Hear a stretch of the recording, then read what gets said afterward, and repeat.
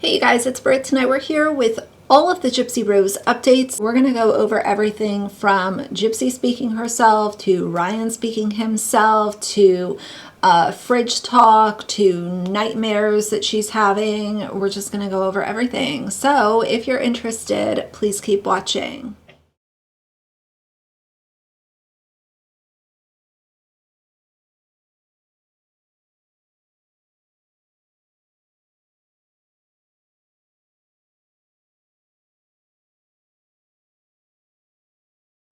All right, you guys, so first things first, let's go over this comment that Gypsy left on another TikToker's page, where this TikToker was talking and sharing how Gypsy and Ken are no longer residing on Lover's Lane, allegedly, and Gypsy decided to jump into the comments and said, "We are perfectly fine. Ken is just taking a mental health break from social media. It can be difficult on anyone how much negativity gets thrown our way." Number one, I would like to acknowledge that if that is what is best for him and his mental health, always here for it. I am here for a break, a detox, a freaking shut your whole channel down if that's what's going to help you.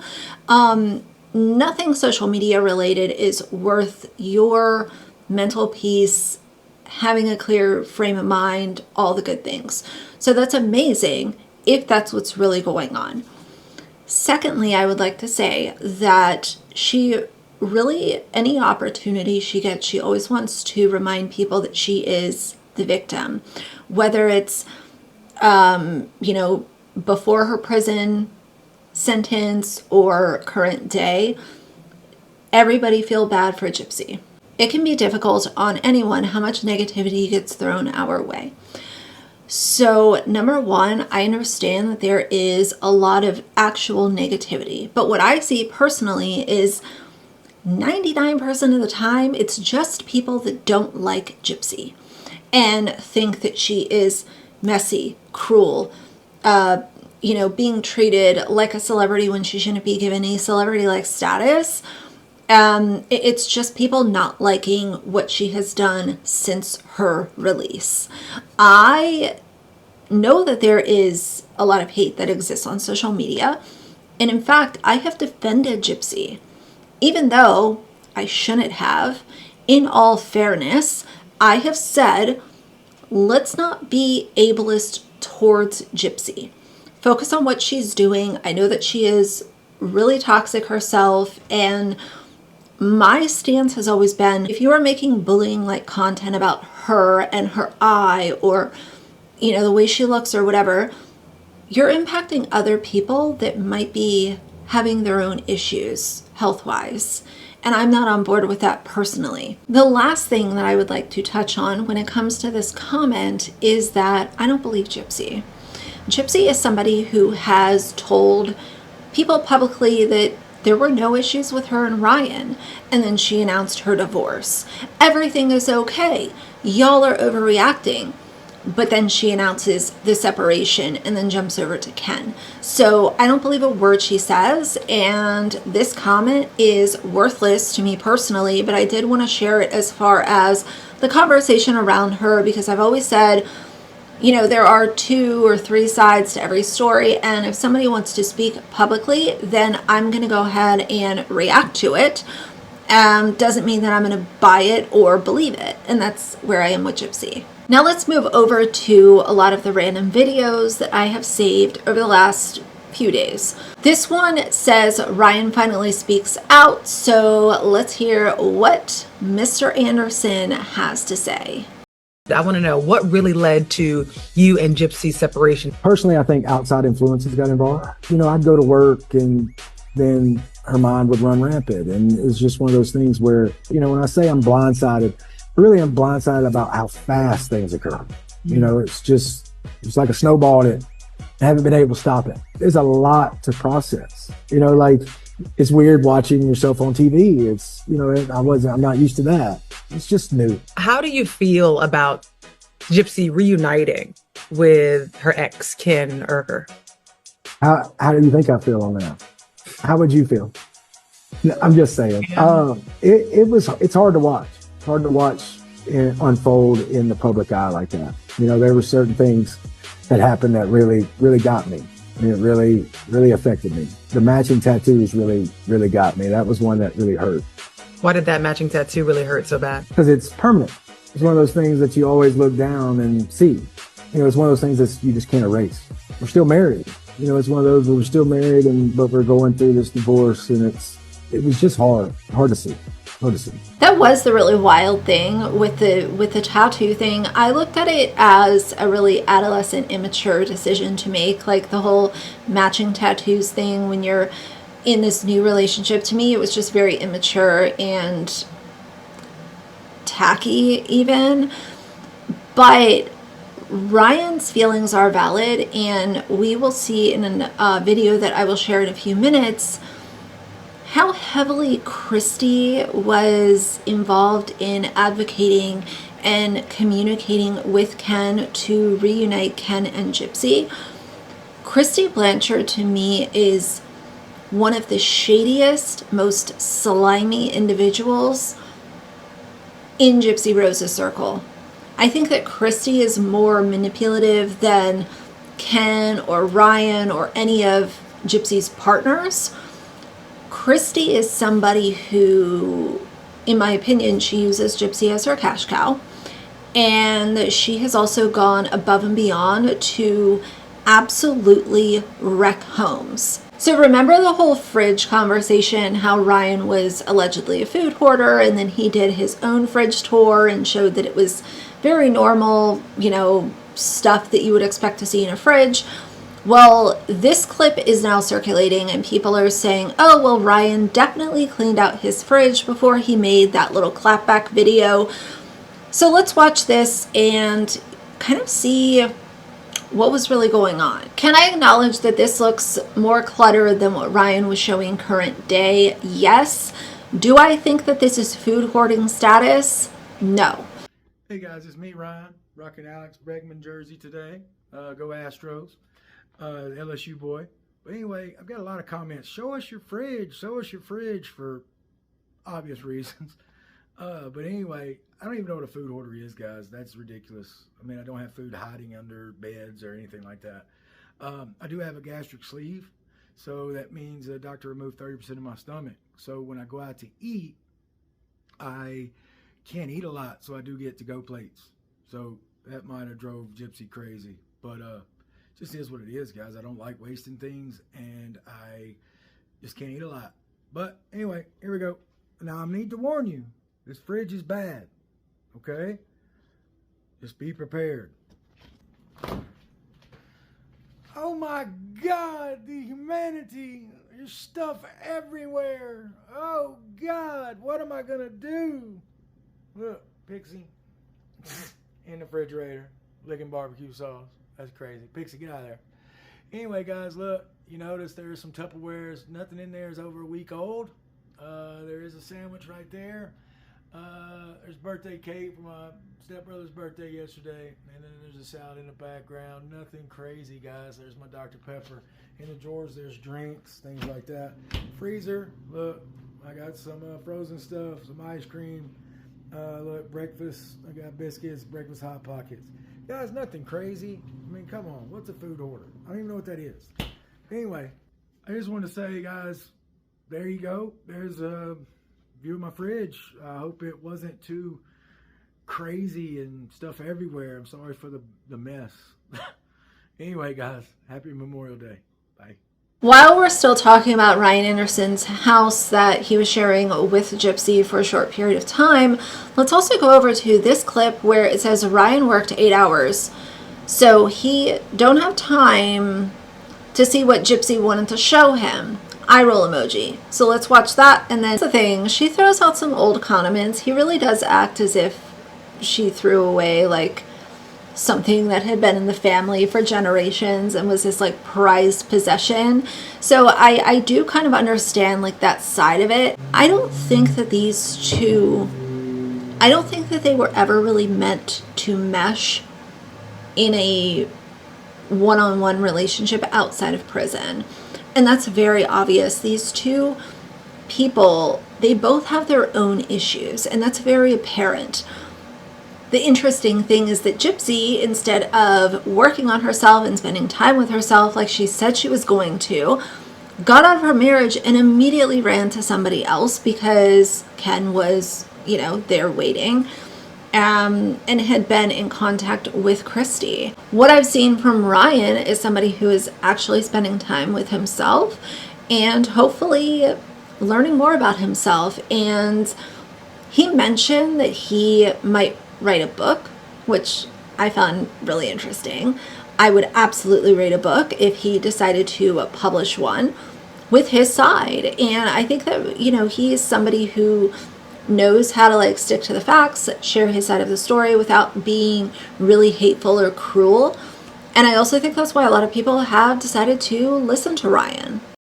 So obviously a few things to unpack with this video. Number one, he likes blondes. Gypsy decided to go blonde. She's a manipulative little troll if I've ever seen one. The other thing is you're crying, but you're not producing any tears, which to me, maybe that's a special talent that only manipulators have. I can't relate, would never want to relate, but crying with no tears is a whole scam. The last thing I want to say is I have been in some arguments with my partners over the years. Not once have I thought, well, so-and-so is single because I'm having an argument with my partner. That she literally showed her cards just by saying that alone. What happened? So here's how I feel about this. Number one, obviously, yes, Gypsy is at fault for actually going through with running back to Ken, being messy, all the things. I want to focus on Christy for a second, because Christy, to me, this interview with Ryan confirms to me that Christy is a homewrecker, and Christy has zero respect for Ryan or Gypsy. I think that Christy's kind of like that tag-along who sees a dollar bill attached to Gypsy's name, so she's just gonna ride it out until she can't anymore. But anybody who, if you're a parent or guardian to somebody and they are in a marriage and you are keeping a door open that should have been closed ages ago, and you are working to make sure that door stays open, I think that you're a piece of shit, to be really frank. And that's basically how I feel about Christy. What a messy ass family. Wild. Let's watch this video. Gypsy Rose wakes up from a nightmare. Ooh, spooky, scary. I can't sleep. I had a nightmare about my mom stuck out of bed while Ryan was still asleep. So I came out on the patio, thinking about that house, thinking about the kush that it was.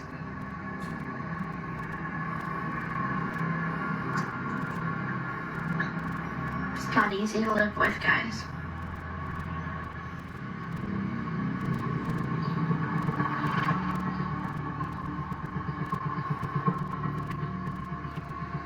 These nightmares, that's something that's been going on through prison. Who shows you the first step? Gypsy Rose Blanchard suffered horrible abuse at the hands of her mom. Okay, number one, I don't believe her. I don't believe that she was actually having nightmares or feels bad whatsoever about what she did to her mother. What I want to talk about is, yes, it was your idea, but you used an autistic man to carry out your crime. So you are literally the evil master manipulator that everybody says that you are. And this proves it. So I don't want to hear about, oh, it was my idea and I have nightmares and it's so scary. Let's talk about how you manipulated an autistic man to murder your mother, who is still sitting in prison while you are gallivanting around, being messy, being hateful, being all of the atrocious things that Gypsy is. Ryan and I have a open tech policy. So if I feel insecure at any point, or if he gives me a reason to doubt his fidelity, I can go and look and see who's he talking to, and vice versa. So either way, there are a couple other videos I might kind of intertwine throughout this, but just what a disastrous set of events that Gypsy has shown us, and it just seems to get worse as the weeks go by. And that's why I say that the Gypsy Rose content feeds itself. It's non-stop, it's never ending. If it was from a distance, like when I was in prison, like I'd call him and we would have like a quick little 15-minute conversation here and there. And we kept that up for years and years and years. So when I got out, I was like, I'm not going to call him anymore. I'm gonna focus on my marriage. I can't be distracted. And so I kept that up, like I didn't call him. And then I get like a Facebook message from him and he's like, hi. I ignore it. I'm like, no, I wanna focus on my marriage, like keep focused. And so it wasn't until him and my stepmom were communicating casually, and she revealed the real reason why he broke up with me in the first place, and it was not what I thought it was. And so it kind of changed my perception of everything. It made it really hard to like stay mad. You ever like been mad at an ex for some type of reason, and then you realize that, oh, maybe the situation, like there's a missing piece to the puzzle. Do I want to change my name? I'm not sure they're talking to me or you, but if you're asking me, no. Ellen, my name is just fine. And if you're asking me, I would be more than happy to change it to Gypsy Rose Euchre.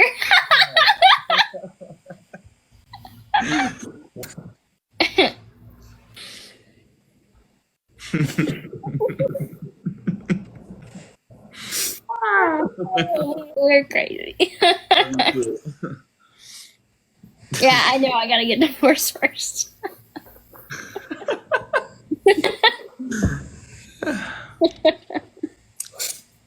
Is that a no, Ken? That is not a no. That is not a no. Everyone's saying awkward. That's how we are, though. We always play with each other like that. I love it. I love it. Oh, that was such a good scene. You know who's probably seeing this? My exes. I love it. Where is Gypsy? She's back at home with her mom and cut off. We don't live together, so she's not always with me. And no, we did not break up. Everything is totally fine. Do I get along with Christy? Absolutely. I love Christy with all my heart. She has been an incredible mother figure to Gypsy that she's always deserved, has always been there for her, and has had her best interest at heart. So I love Christy to death and will always support her.